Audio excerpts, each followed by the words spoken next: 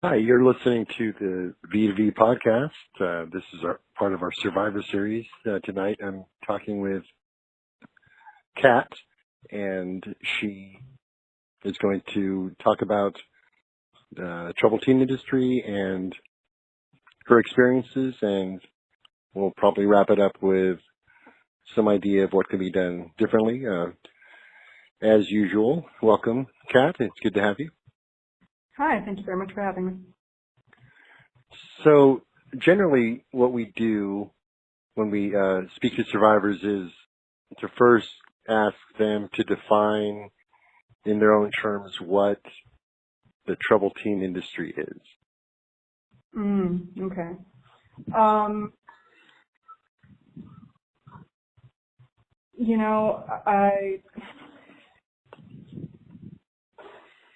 First of all, it's essentially this system that churns out stuff for children because it caters to the idea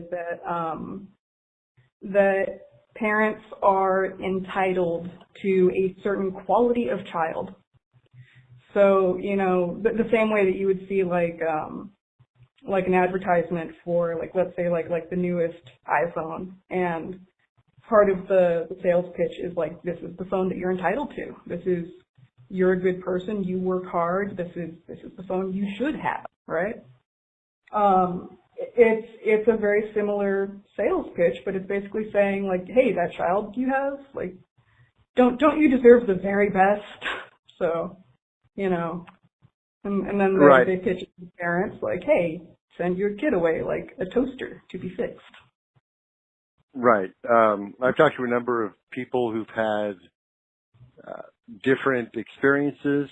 Some people I've spoken to were of the opinion they were self-aware enough, or they agreed that whatever was going on in their lives as young people, they were truly, quote, troubled, and were seeking some kind of guidance or help in some fashion, but were having difficulty expressing what was going on in their lives, as is normal for teens, or anybody for that matter. Right.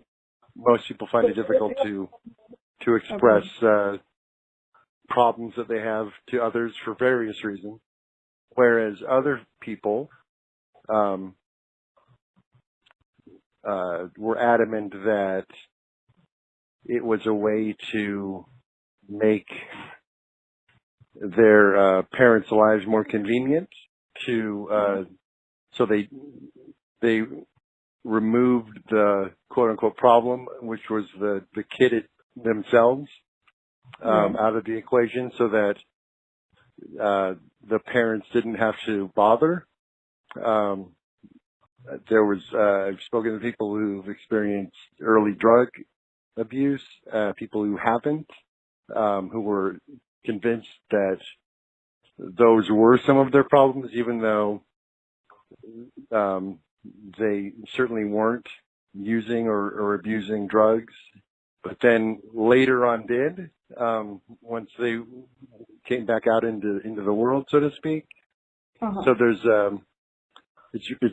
it's really interesting that there's such a variety of reasons. But go ahead. But if you think about what I just said, that actually kind of puts us under one umbrella, because no child is ever going to be the perfect child. So there might be some who are more challenging than others, definitely. There's, for instance, if you take, say, two 13-year-olds, let's say they're both middle-class kids, one of them could be sort of a burnout in the making, who's kind of making friends with the wrong kids at school. Their grades are slipping and whatnot, right? They're going out partying. Right. Sort of the stereotypical troubled teen that you might see on Sally Jesse Raphael, right? And so then you go to the parents and you say hey, this is this is not the child you're entitled to. Like this isn't the sweet kid you remember, whatever, right? Sure. So that's kind of an easy sell. But I mean, hell, just take the other 13-year-old who's just a normal kid who, they go to school, they do good in some classes, not so great in others. Maybe like their friends are the same people they've been friends with since elementary school. But it's still a 13-year-old dealing with. And they're dealing with hormones and, like first heartache and like a new school and whatnot. And, and they're going to be testing their parents' boundaries. And so the thing is, like, if you go to their parent, you can absolutely say to them with a completely normal kid, hey, is this the sweet child you remember? Is this the child that wanted you to walk them to school? Like, it's still easy to sell to that parent, this isn't the child you deserve, you're entitled to something better. Right.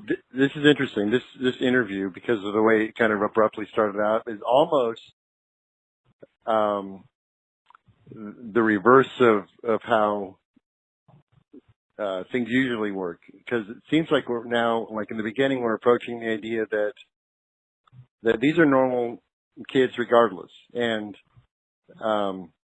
it was my personal experience in high school. Now, there's a caveat here. I was not personally part of the troubled teen industry. I had different kinds of trauma and different kinds of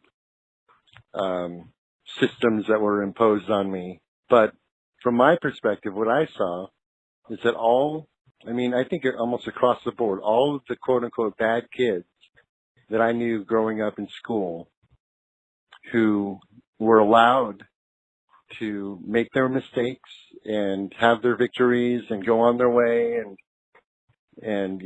party and really, like, in some cases, do some outrageous things and not listen to their parents and be defiant and skip school and all that stuff. Across the board, everybody that I'm still in contact with that I know now, they all made it. They all made it. And they're all, relatively, compared to anyone else, successful in this world. But they didn't have to go through this trauma that we're speaking about in this, and it really is a giant industry that's for quote unquote troubled teens. There's definitely a better way to do things than this system that so many people have gone through, that so many other people out in the world aren't really aware of. So when I asked about your definition of what this is, and we were talking about wilderness camps, therapeutic boarding schools, inside the country, in particular states outside the country, for other kind of nefarious reasons.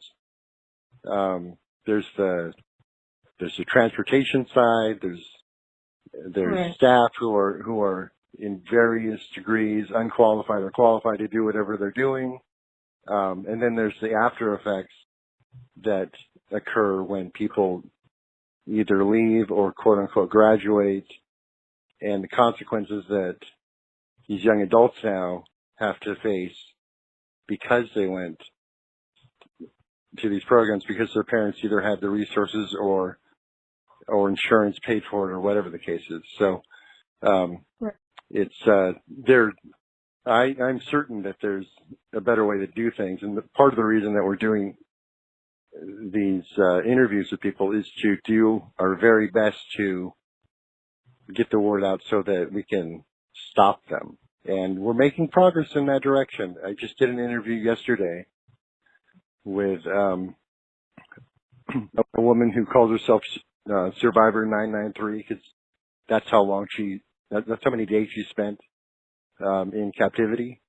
And she was just profiled on the front page of the New York Times last week for a really tragic reason. It's because the school that she went to, at this point, I think 100 people who had been through that school have either committed suicide or died from drug overdoses. Like just one school. And finally, this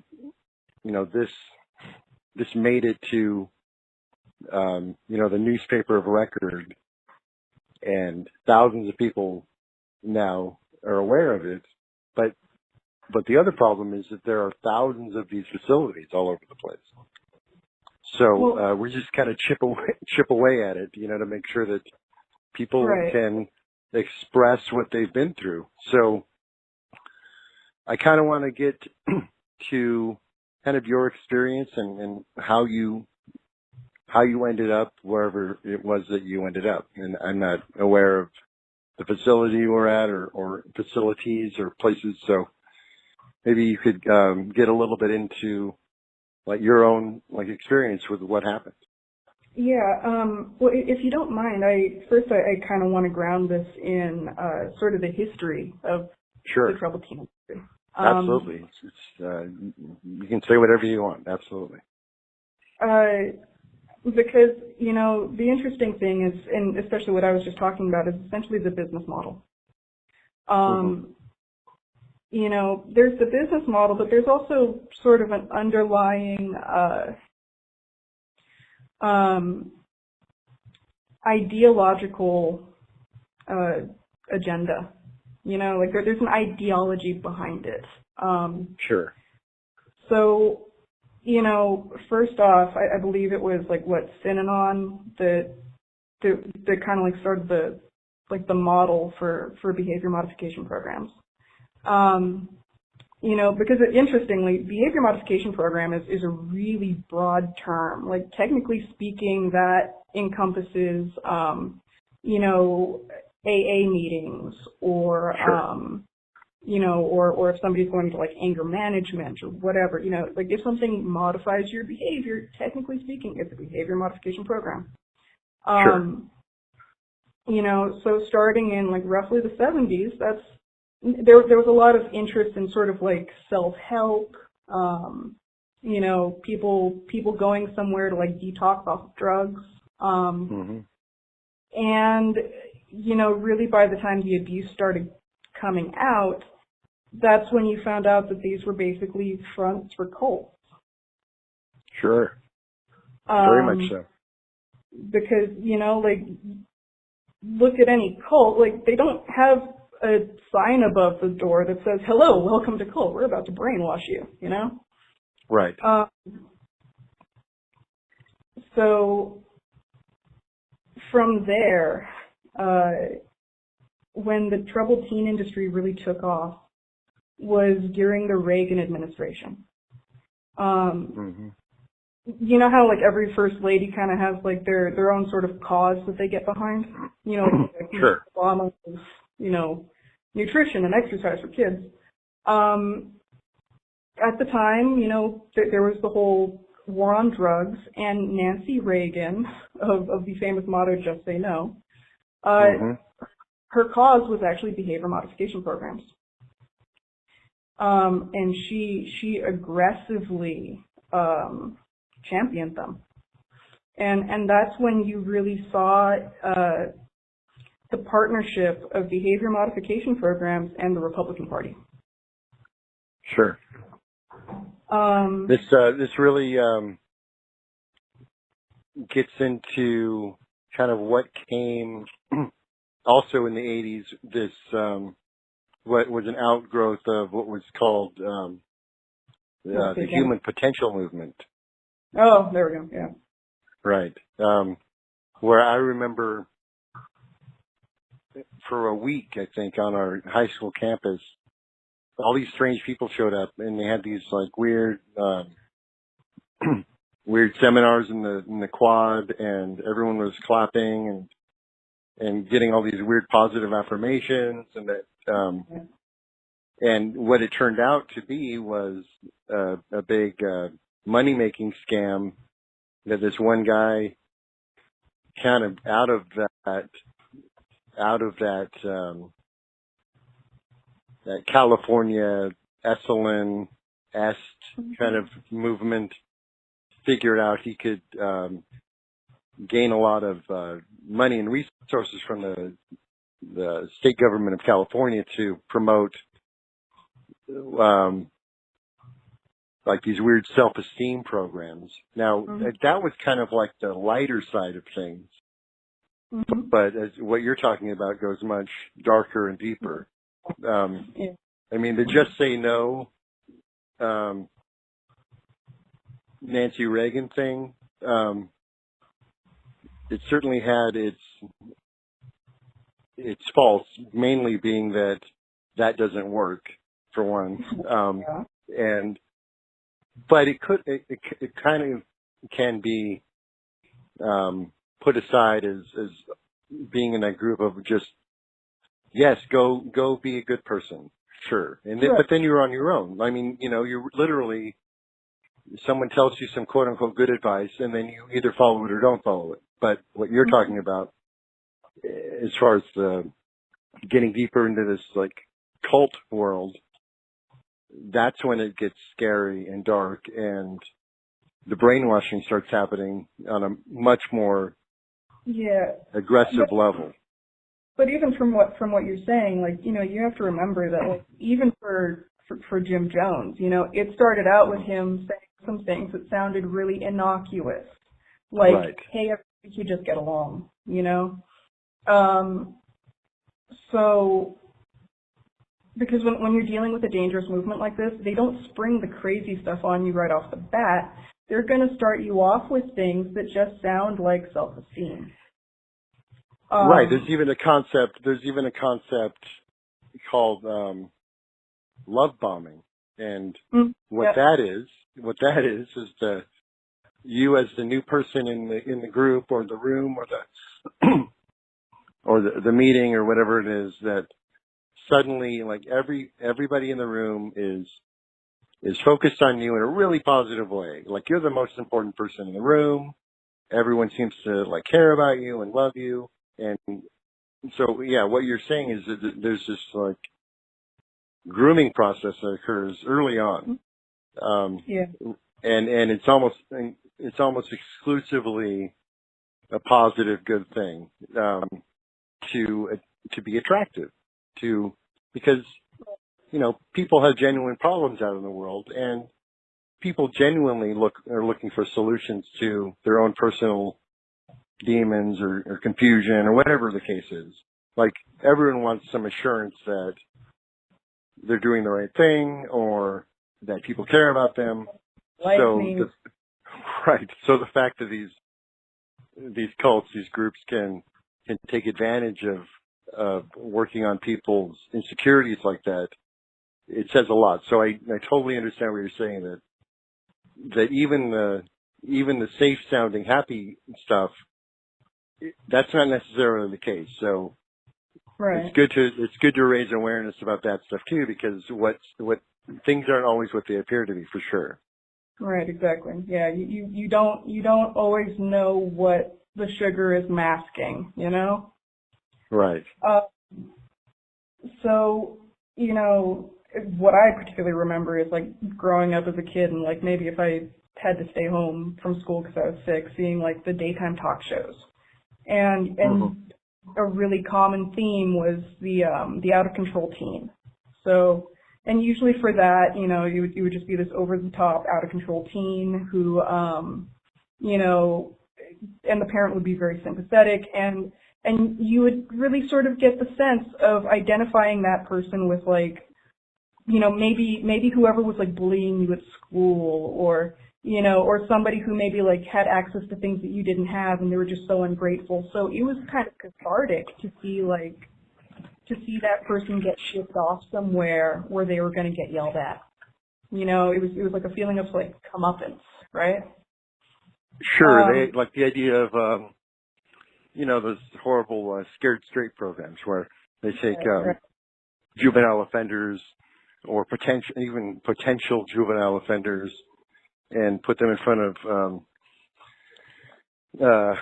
inmates in like state prison and they yell at them and scare them out of don't do what I did kind of a situation, right? No, a friend across the room just called out, "Doesn't work." So yeah, we all agree on that one. It doesn't work. Yeah, like if you were afraid that kid was going to have a drinking problem before, right? So that was a big moneymaker for those TV shows, but also for like that time period, that political climate.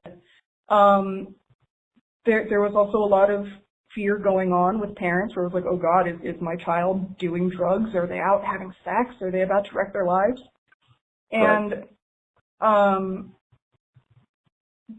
those shows really worked as propaganda, because one of the very first steps in making it so that people don't care what happens to a group, right, to like marginalize them, is you take away their humanity. So that that's not your neighbor anymore. That's the troubled teen. I mean, if you look at really any movement where that's happened,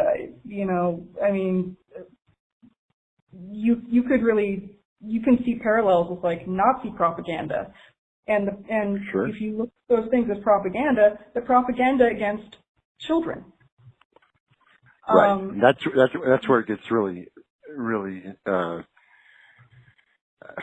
I don't, what's the word? Bad, just bad. Because the things that these kids were and are still being put through are things that happen much more rarely in the adult world.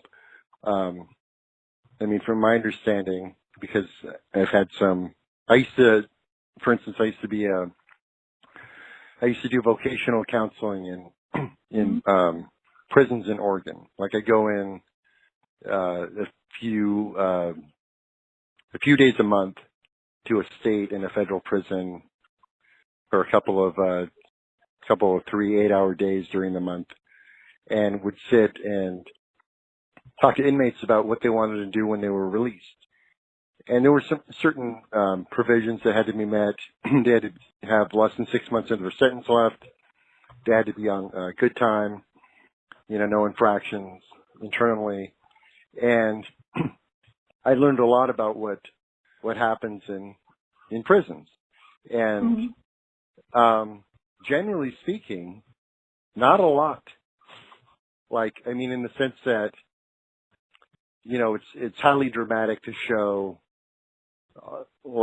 just as you were talking about these troubled teen programs, it's entertainment to show, all of the high drama that can occur in these situations. But generally speaking, these adult inmates were treated with due respect. And, obviously there are lots of problems with the system itself. Right. But nothing like what is allowed to be done to children. Like all of it's hard to even express how frustrating it is that what we're doing to kids. Because, adults are adults. We've all decided as a society that you reach the age of majority and then suddenly you have certain rights, and, people can't touch and grab and hold you, and certainly can't. Well, I think we all forget. Well, I think we tend to forget, though, that our sort of modern idea of childhood and then teenhood is really sort of a recent development culturally. Sure. So that previously, our society and our laws were set up so that children were property. And we're so used to thinking of things as, children maybe being like a protected class, or, right. Like, for instance, like there's child labor laws, and we just think like, oh, that's the modern world. That we don't realize that there's certain things that have not been updated. Very much so, sure.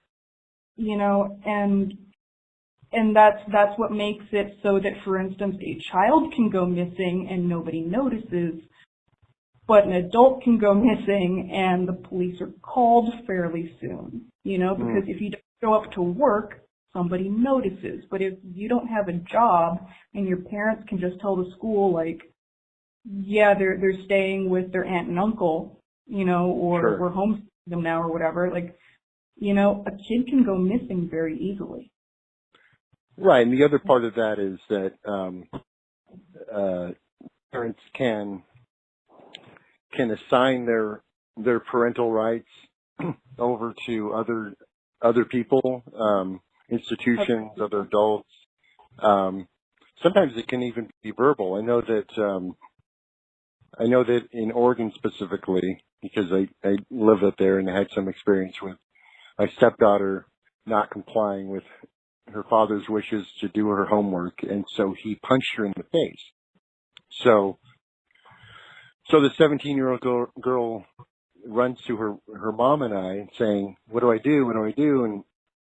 And we say, "Well, what do you want to do? We can call the police. We can get, and she agreed to that, and this officer showed up, and she had a mark on her face, and the officer took a look at it, and then whipped out his little rule book and said, "I've got some bad news for you." And here it is.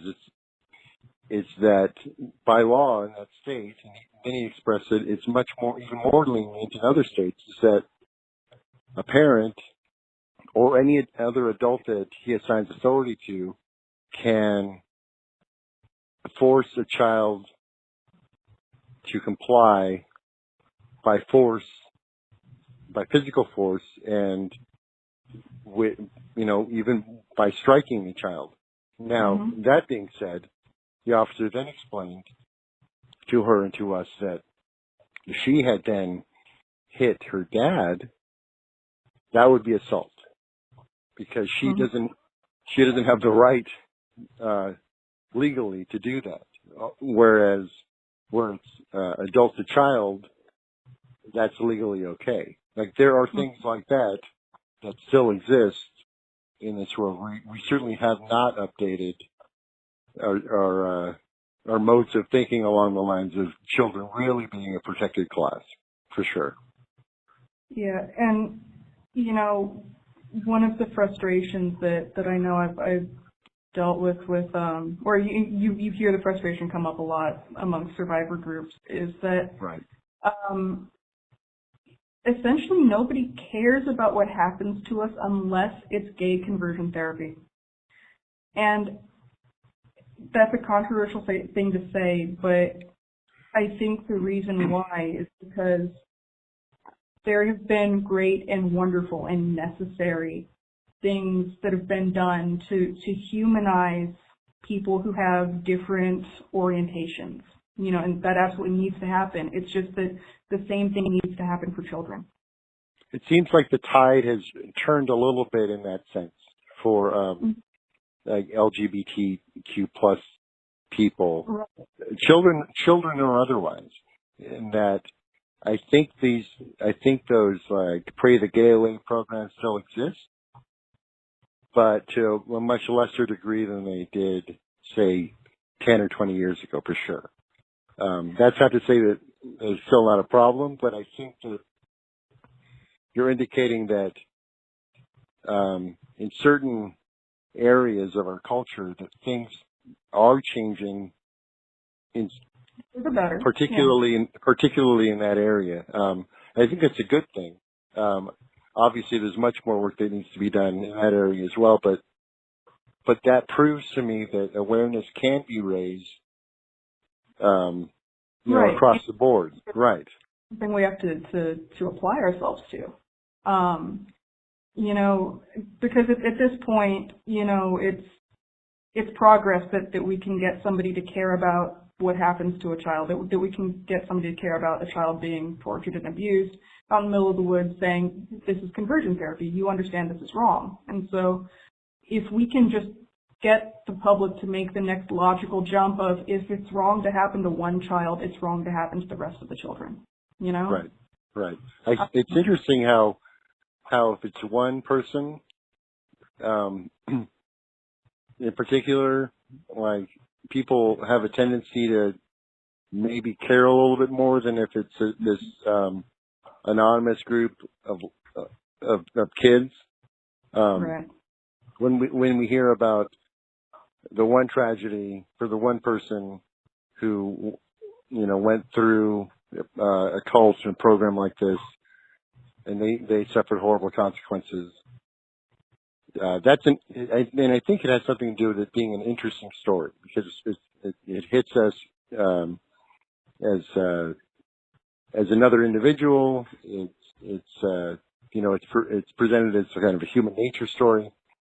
But when it's this large group, it seems like for some people it's more difficult to care, because they don't know the individual names of the people, and they can't put a name to the face, or something along those lines. And it's also, I forget the name of it, but there's this phenomenon that, like, if you're ever being attacked, you don't just yell out help. You say, hey, you over there in the red shirt, I need help, you know? Because if you're just making a general plea to the public, they tend to walk on by. And if you give them an excuse to ignore you, like saying, oh, but it's happening to a troubled teen, then they're even more likely to keep walking. Right. And I think part of what you're talking about is it's what's called the bystander effect. Yeah, there we go. Where it's fascinating and scary and tragic, but really interesting. Like, if there's a group of people and they, like, for instance, there was a famous incident in the 60s in New York City, where this mugger robbed and stabbed a woman, and there were a number of people around the area in a group, like across the street, and nobody did anything.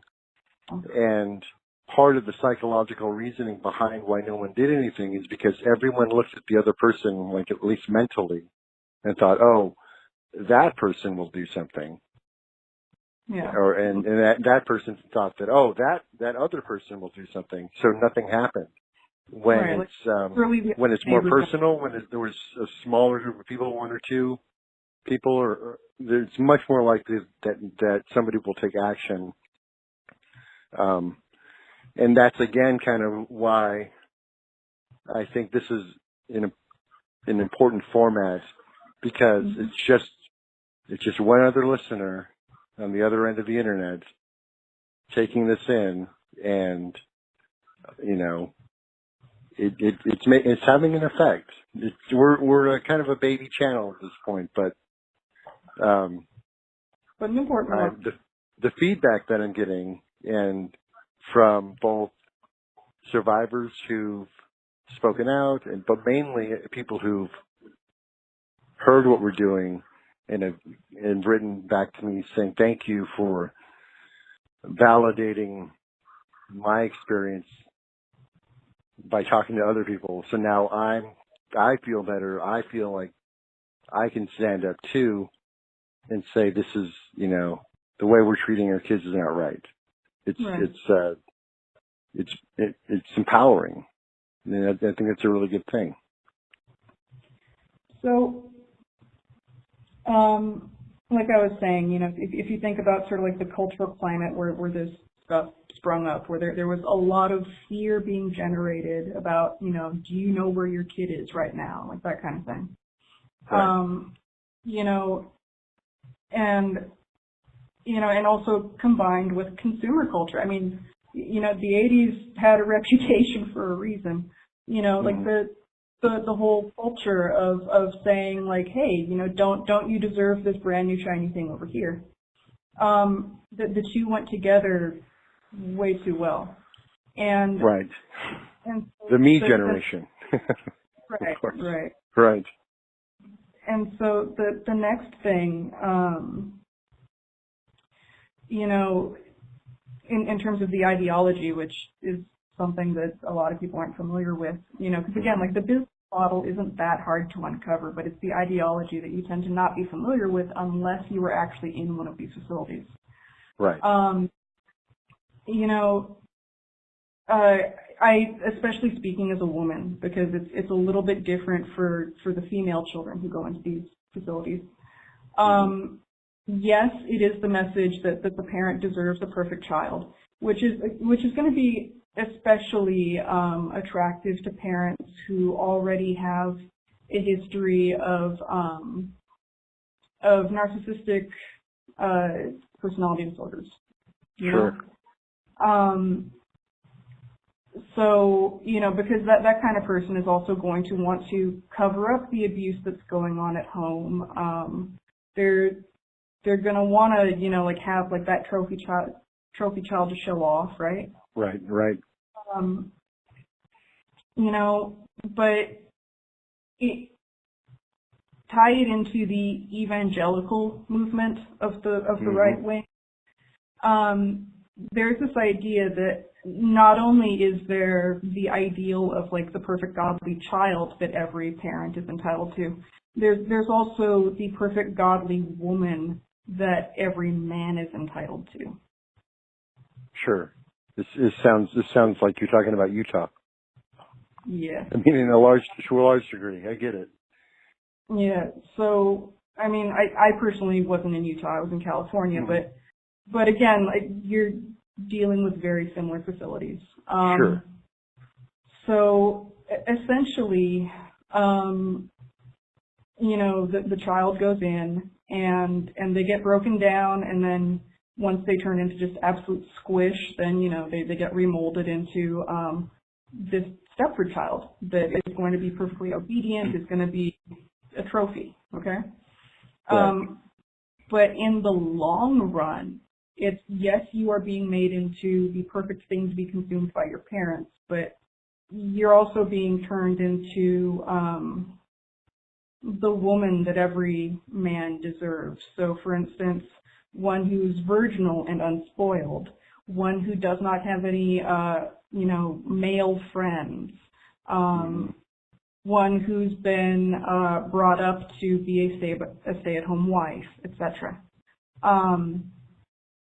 You know, so in terms of ideology, you can, especially if you follow the timeline, you can absolutely see this as a backlash to, you know, to women being allowed out into the workforce, to women, you know, gaining greater freedoms like over their own bodies, over, you know, Right. over their own futures.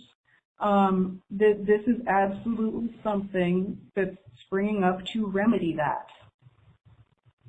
So, you know, on one hand, oh yeah, if your daughter is a lesbian, then she's definitely not the perfect, you know, bride for a man to consume, you know, so you have to get her, you know, in order, right?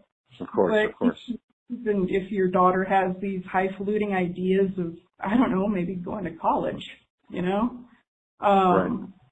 you know, or maybe not wanting to follow the family religion or what have you. Because again, you know, this is, any infraction is a justifiable infraction. You know, in terms of ideology, that's what this is. It is, I wouldn't identify it with genuine Christianity at all. But if you think of a cult mindset, you know, where you want to sort of go back to maybe like a bigot's idea of a pure America, you know, that's what they're trying to establish. Sure. Yeah, and it doesn't seem to be working. So they go back to the profit motive, right, and kind of disregard the results to a large extent. well, I mean, it sounds like there's a lot of hypocrisy going on for sure, regarding what they say they believe and what they really believe, and I think a lot of it often comes down to the people that build and run these places are covering up demons of their own. In many cases, it's a way of kind of a sick atonement for their own sins, in the sense that they're going to quote unquote fix everybody else. Meanwhile, who knows what is going on in their lives, and it's usually not very pretty from the research that I've done. Mm-hmm. I've yet to find a quote unquote good one. In other words, well, you also tend to find these individuals a lot of rage towards whoever they consider to be against God and against America. And keep in mind, we're not talking about somebody who actually is like a terrorist. I mean, we're talking about their purest idea of what America should be, which is a Handmaid's Tale, you know? Right, for sure. And yes, and also, I mean, to that very point, people that have that mindset, generally speaking, are covering for themselves. Like mm-hmm. It's complete justification of their own insecurities or crimes or their own lack of empathy for other people. There's a lot behind that veil that isn't really being exposed, except like just as people in the general public seem to care, at least for a moment, about the tragedy of the young person who suffered horribly, and now it's out in the public. The other side of that is people momentarily get outraged when they find that someone like, at least in the WASP world, someone like Narvin Litchfield is being, continuously sued for, crimes that he's committed civilly and criminally against children. But it's always seems to be fleeting. Like, right. It's water cooler talk. Like, hey, did you hear about the bad guy who was mistreating kids and his place got shut down? Well, yeah, there needs to be much more of that, I think. Well, yeah, but part of the reason why it does die down is because isn't it awful that it happened to those children? But they were troubled teens. They were drinking and doing drugs, so really they landed themselves there. So. Right, or that guy was doing good work with these quote troubled teens. It's too bad he misstepped and did horrible things. But generally speaking, look at all the quote unquote good work that he did before he turned to the dark side. Things of that nature. Right. Absolutely, it definitely works both ways. I spoke to a former staff member at a place that still exists down in Tijuana. It's called South Bay Academy, and he listed like horrible incidents that he witnessed and likely was a part of. And I wasn't the one who personally did that interview, but when I heard it back, the first thing that I kept thinking was, well, why didn't you do something about it there in the moment? Not 2 years later telling your scandalous story about what you witnessed. Well, I'll be completely honest about that, because again, if you start seeing these places as being cults, it starts making a bit more sense. Sure. So with each of these facilities, first of all, let me say one more thing that's really important when you're sort of building up the profile of a child who ends up in one of these establishments. Mm-hmm. I have found that nearly every single one of us, male or female, that we're all survivors of rape. Mm-hmm. Right.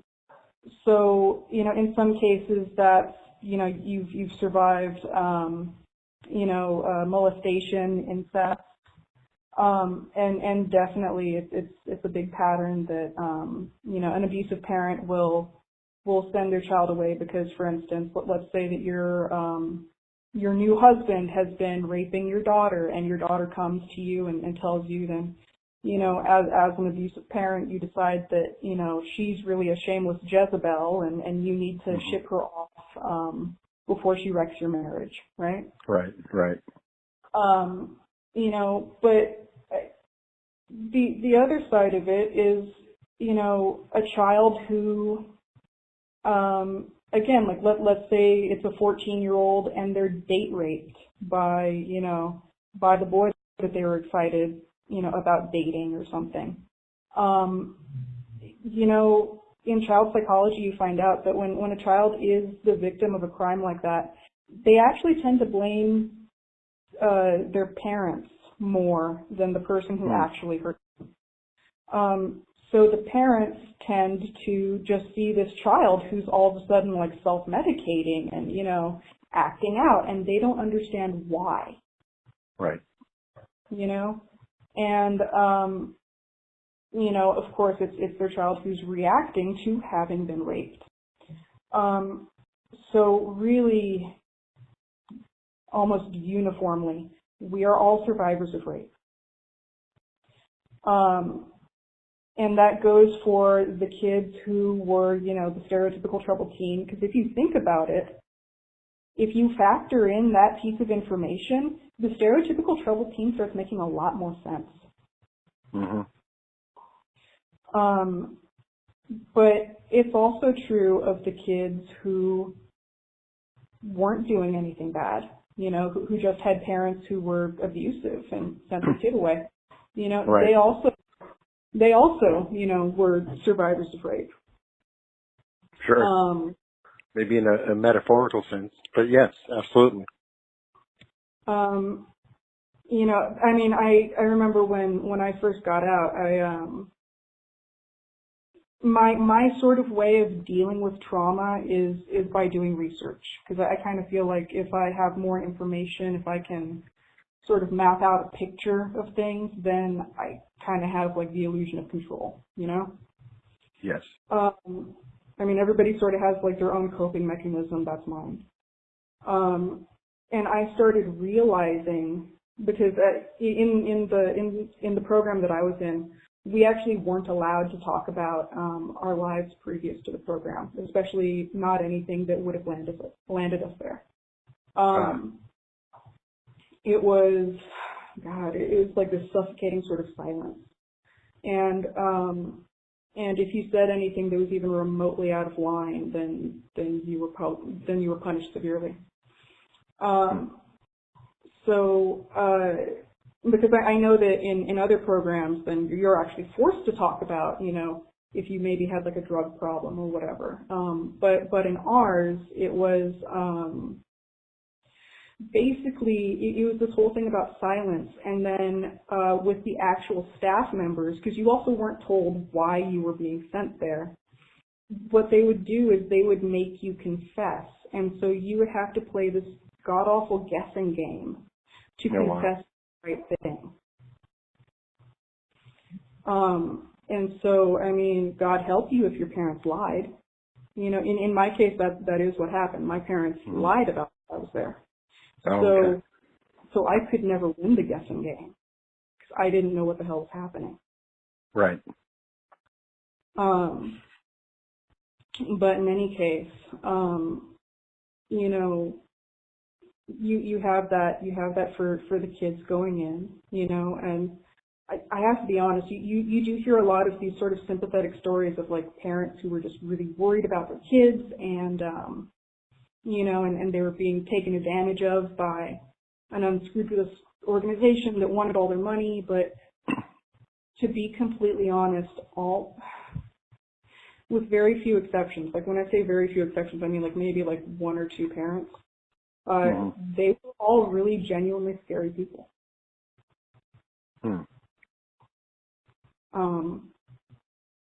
You know, they knew what they were paying for.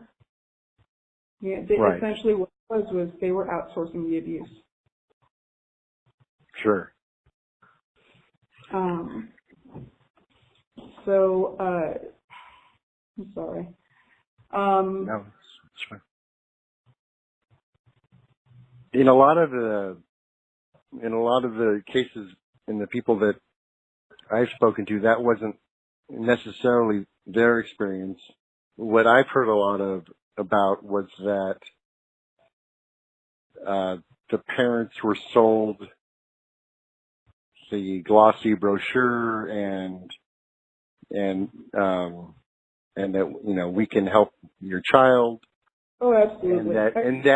And then the parents were systematically lied to about what was really going on, and there was enough coercion in place so that the kids either couldn't get word out because their letters were redacted or not sent, or they were forced to, you know, put on a happy face, and that when the children finally left, parents were told about what was really going on, and some of these parents suffered a tremendous amount of guilt and shame about how they didn't really truly know what they were putting their children through, and some would have continued to refuse to believe it, you know, their child's testimony about what really happened. So there's also a wide variety of things going on with the parents. I mean, it's certainly, I mean, in your case, it sounds like the adults kind of knew what they were getting their kids into, but that certainly isn't always the case. No, it's not always the case, but I do have to say that that it's not uncommon. Sure, and it's difficult. I've yet to find. I'm working on it, but I've yet to find a parent who sent their child to one of these places who is yet willing to kind of go on the record. We've only been doing these interviews for a couple of months now, but you know, it seems like an admission of guilt, and I've been told that, like, I feel too badly about what I did, or but it's really important. It's really important because the people who've been through these programs need the support of even the ex-staff people who are defectors now, who are willing to speak out about what really goes on, and parents too, because it creates a really powerful coalition that can actually get people to listen. Because, you know, like we were talking, like this whole conversation has been about, are you going to believe this quote unquote troubled teen who's telling you, you know, they're manipulative and they're, you know, deceitful and they're going to tell you what you want to hear. Once you get corroboration from the quote unquote outside world, or, you know, people who were in that situation under just different circumstances, the quote unquote authority figures, then it bolsters the credibility, which is sad but true. So we're working on that as well to get a wider variety of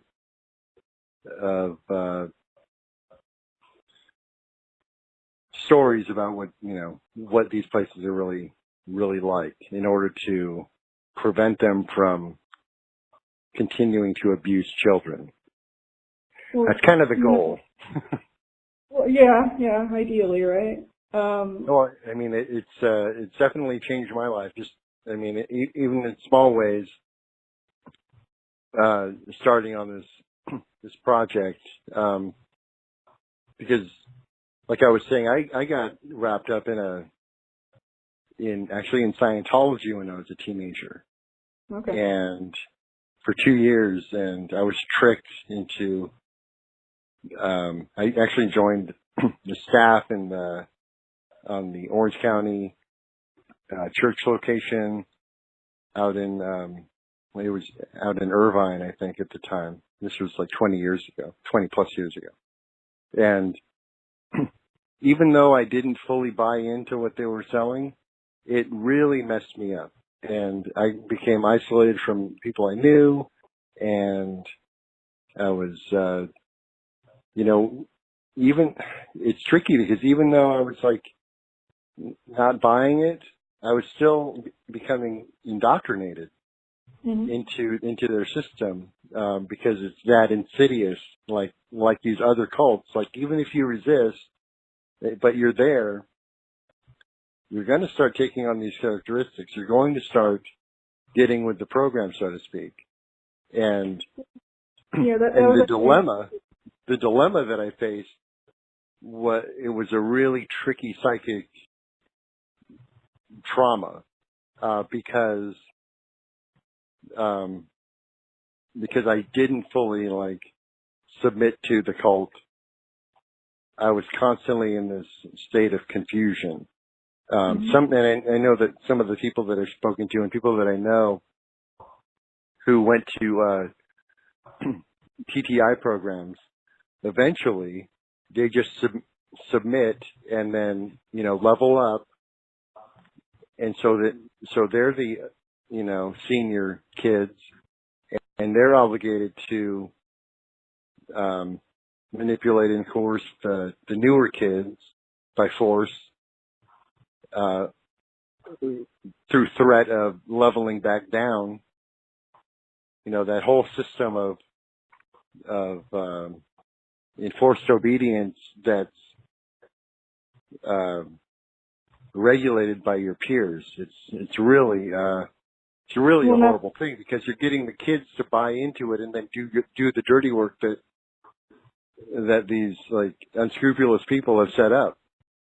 Not just that. If you force a child to do something, honestly, morally reprehensible, it creates a scar in them, because they have to decide, like, am I going to harm another individual so that I can get out alive? And that makes it so that they later have a much harder time actually accepting what they experience and the trauma that they're dealing with, because hand in hand with that is they then have to accept that they threw somebody else under the bus so that they could go home. And that's where, you have, people who only start, maybe like recovering memories once they become like a parent themselves. Right. This kind of leads to like kind of the final thing I want to talk about, and it's so a child goes through this program for a number of months, sometimes years, and then they're back out in the world. Right. And what these places purport to do is to fix your child, in the sense that we're going to get them ready to be a functioning adult back out in the real world, so to speak. But the quote unquote real world doesn't function like these programs do. You can't go out and start manipulating and coercing people out in the world to do your bidding. And so there's a lot of confusion and depression that takes place, because because it's this cult-like environment. You've been alienated from everybody you know. They don't necessarily know the circumstances why you left. They think you're weird. A bunch of stuff happens. And so it can take a lifetime to recover. Right. Well, you come back in a sort of state of arrested development. So, like, you might be coming back as a 16-year-old, but if you left when you were 14, in many ways, you're still a 14-year-old. Sure.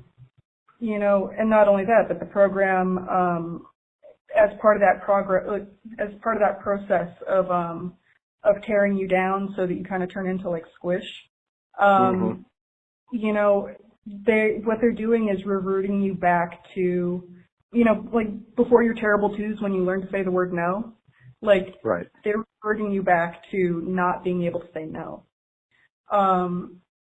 Right. You know, and you come back and keep in mind, like, again, this makes a lot more sense if you view it through the lens of a cult. You come back and there's a thing called an aftercare program. And so your parents have already been thoroughly indoctrinated. And I will say this about the parents. You know, if your child's going to like even like a really great summer camp, you're going to expect to get letters back saying like, so-and-so was mean to me, I don't like the food here, whatever, right? So of course. There's a certain level of, even if we are talking about like that nice parent, and maybe there was just something about the particular program that I was in that catered to the sociopaths, but even if we are talking about the really nice parent, not the mommy dearest, but you know, somebody who actually is worried about the child. I understand that the nice is qualified, I get it. But yes, the nice parent. You know, like, let's just say we're talking about that person. The program still gets them to be a part of things by overlooking the fact that there's so many red flags.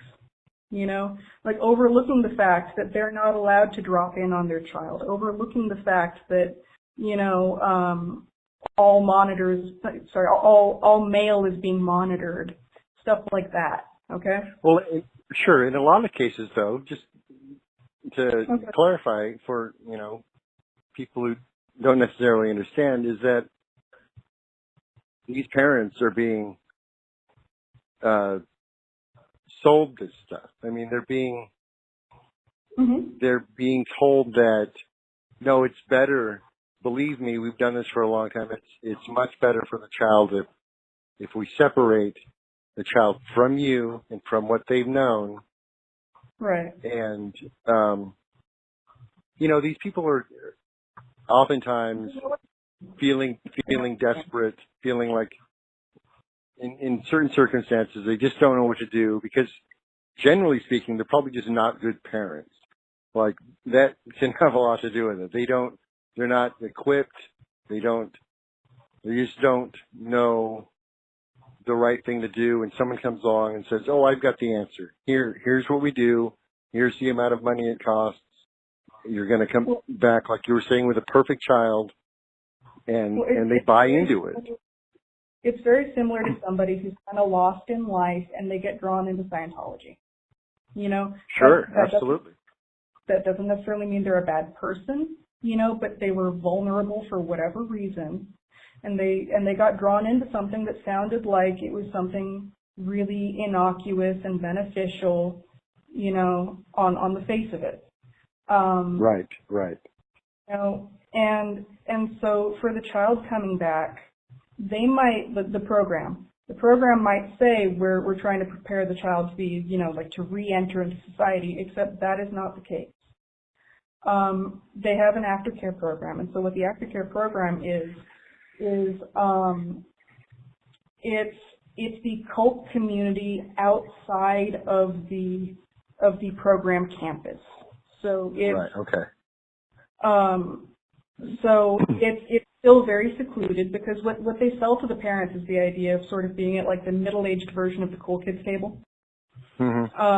You know, it's very sort of like this exclusive clique, and like we're the people who really get it. We're more enlightened, whatever. And so even within your own community, you're going to be very isolated because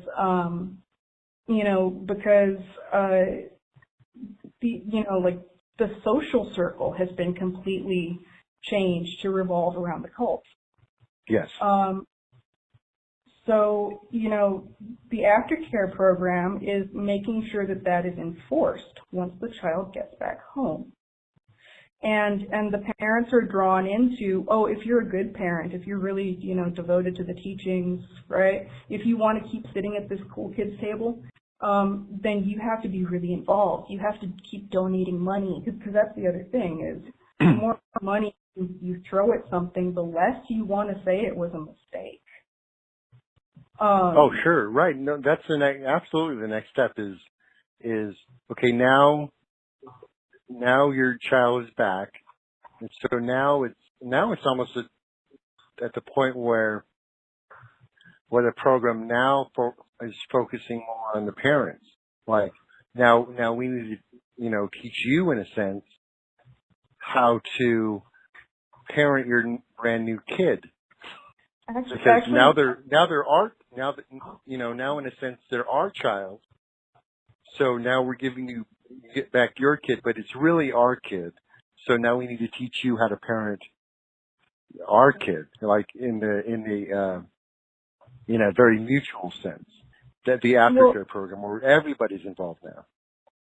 Right. I would say that the child is basically allowed to come home when they are so traumatized that they're probably not going to speak out.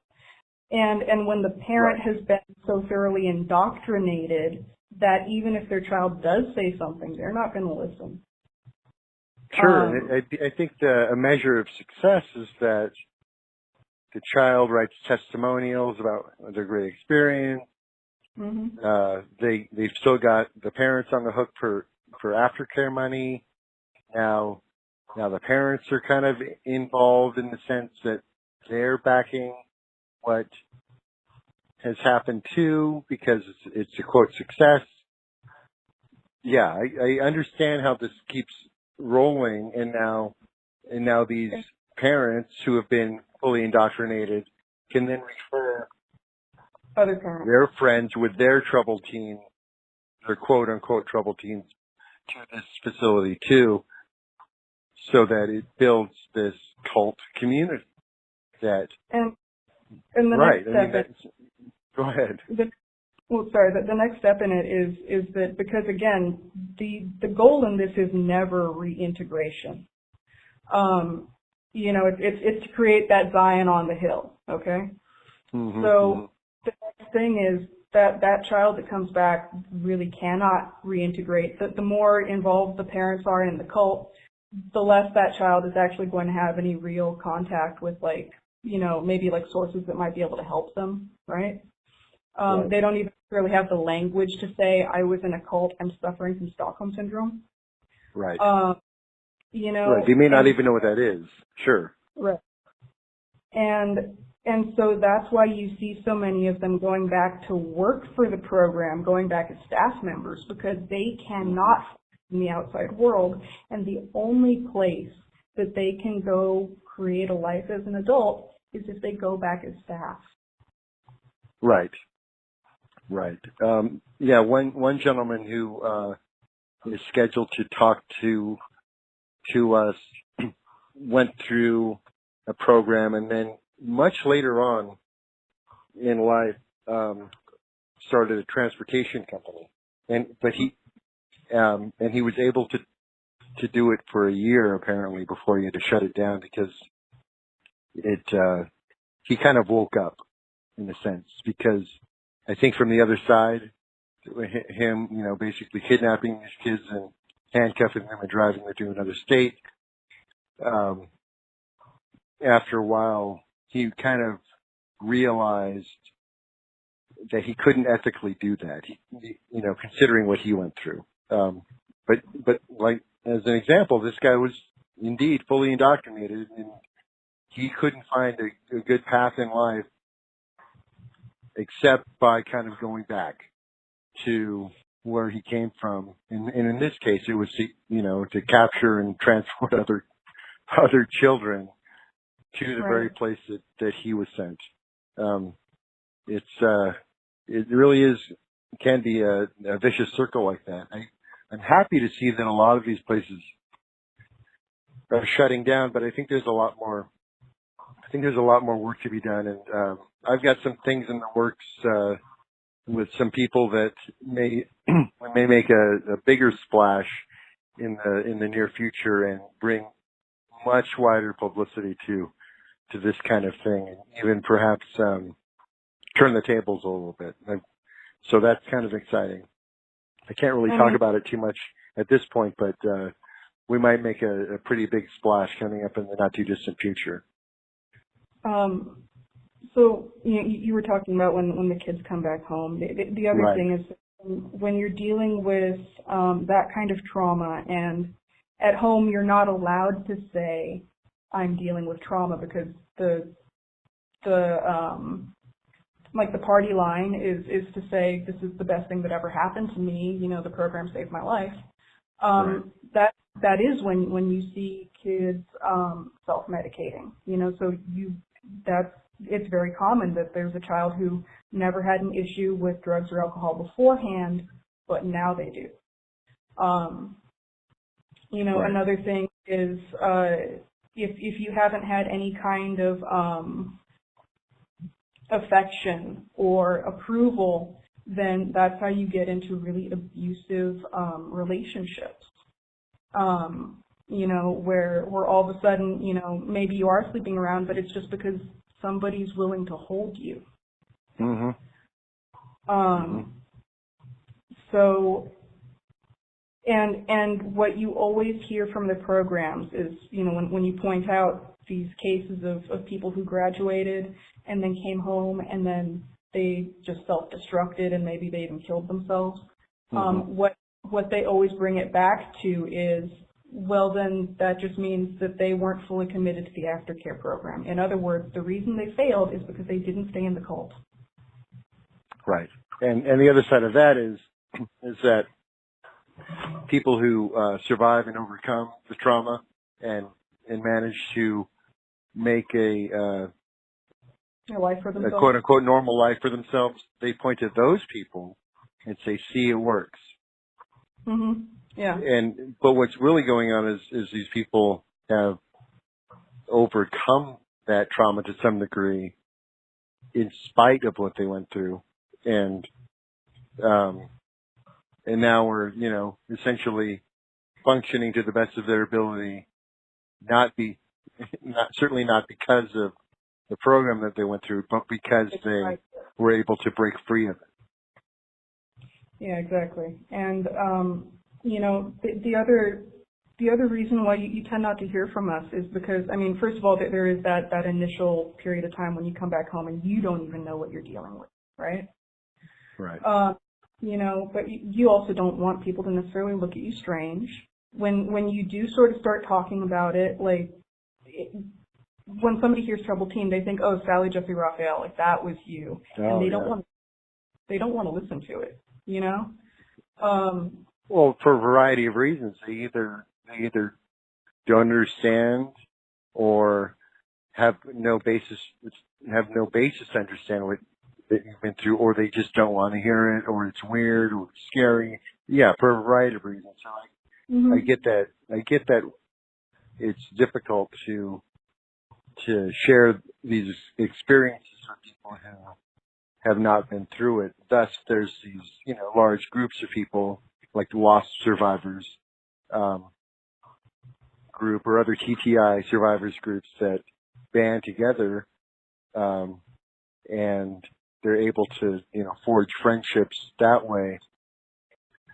Yeah, I'm really grateful for these groups of people who have found each other, but it is certainly difficult to express what you've been through to people who don't otherwise know. Oh, I'll even tell you very recently, this isn't something that happened, thank God it didn't happen to, a fragile teenager, but even now, the recent news story that came out on BuzzFeed where I was interviewed and they, have my name, that the young man that I was dating decided that he couldn't handle dating me anymore when that news story came out. Oh, I didn't realize that you were a part of that. Yeah. Well, my name was part of it. So. Okay, yeah, I didn't know that. I will post that article up in the show notes because it's I haven't read it. I've read the New York Times profile of the other school where all these people ended up dying.